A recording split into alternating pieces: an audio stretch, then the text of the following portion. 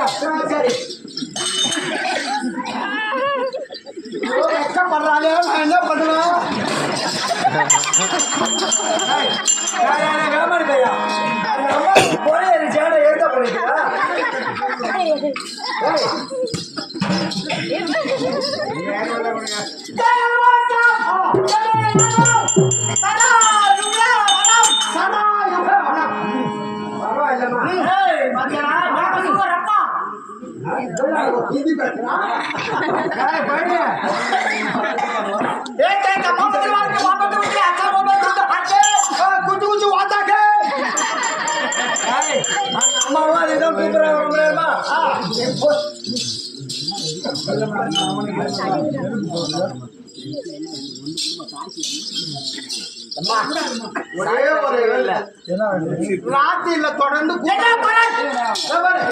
ராத்திரில தொடர்ந்து கூத்தாடுறான்